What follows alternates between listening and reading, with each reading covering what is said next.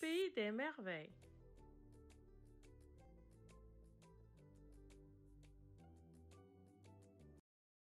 La grande sœur d'Alice lui lit un livre ennuyeux quand soudain passe en courant un lapin blanc. Alice le poursuit dans son terrier et après une longue chute se retrouve dans une pièce souterraine. Là, sur la table, elle trouve un petit flacon avec l'indication « Bois-moi ». Alice boit le contenu du flacon et rétrécit. Elle mange ensuite un gâteau qui se trouvait sous la table, dans une boîte avec l'indication « Mange-moi ». Elle s'attend à grandir, mais il ne se passe rien. Le gâteau fait son effet et Alice grandit. Elle se met à pleurer, voit repasser le lapin, puis rapetisse à nouveau. Elle se retrouve alors dans ses larmes qui forment une véritable mare. Là, elle voit passer plusieurs types d'animaux qui nagent avec elle. D'abord une souris avec qui elle regagne la terre ferme, puis plusieurs autres animaux directement. Inspirée des personnes présentes lorsque Carole raconta l'histoire aux petites filles, Liddell, un canard Duck pour Robinson Duckworth, un dodo pour Dodgson, un lori pour Lorina Liddell et un aiglon Eaglet pour Edith Liddell. Alice et l'assemblée d'animaux se concertent afin de se sécher, ce qui fait penser à une parodie de réunion politique, puis le dodo propose une course au cocu lorsque tout le monde a suffisamment couru et que tout le monde est sec. Le dodo déclare que tout le monde a gagné. Il prend alors un dé à coudre dans la poche d'Alice pour lui remettre solennellement en guise de prix. Ensuite, la souris raconte une longue histoire qui apparaît dans le livre comme un calligramme en forme de queue de souris et dont le corps des caractères se rétrécit progressivement. Ceci a pour effet d'engourdir le lecteur qui ne lit pas l'histoire jusqu'au bout. Cette sensation d'inattention est rapportée à Alice quand la souris croit qu'elle ne l'écoute plus. La souris vexée s'en va ainsi que tous les autres animaux. Alice se retrouve toute seule. Le lapin blanc revient et interpelle Alice sous le nom de Marianne. Alice entre alors dans la maison du lapin, boit une seconde bouteille et se remet à grandir. Alice, coincée dans la maison, entend ensuite le lapin envoyer l'un de ses domestiques, Bill, dans la cheminée. Lorsqu'il est dedans, Alice lui donne un coup de pied qui le fait sortir de la cheminée et voler dans les airs. Les autres lui jettent ensuite des cailloux qui se transforment en gâteaux.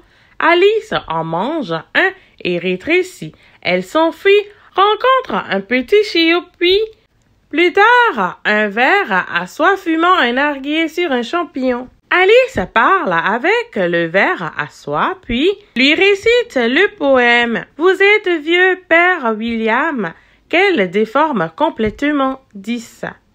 Le ver disparut, elle découpe ensuite 2 bouts de champignons, espérant retrouver sa taille normale en les mangeant.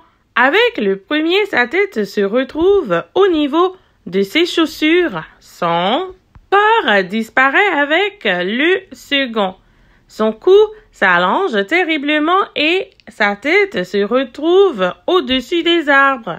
Là, elle discute avec un pigeon qui la prend pour un serpent.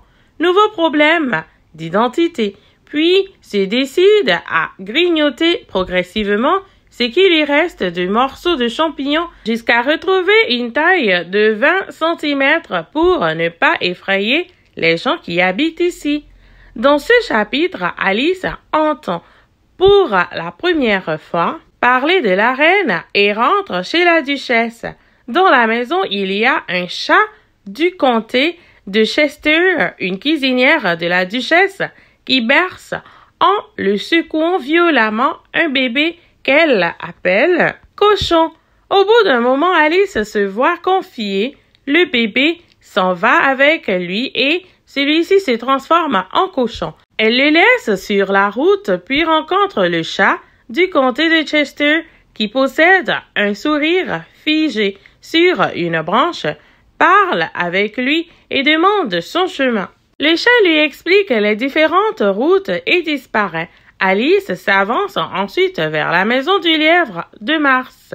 Dans ce chapitre, Alice boit une tasse de thé en compagnie du chapelier, du lièvre de Mars et du Loir. Les explications absurdes et insensées s'enchaînent. Pas du tout la même chose, protesta le chapelier. Tant que vous y êtes, vous pourriez aussi bien dire que je vois ce que je mange. C'est la même chose que je mange ce que je vois. Et Alice finit par s'en aller, tandis que le lièvre et le chapelier tentent de rentrer le Loir dans la théière.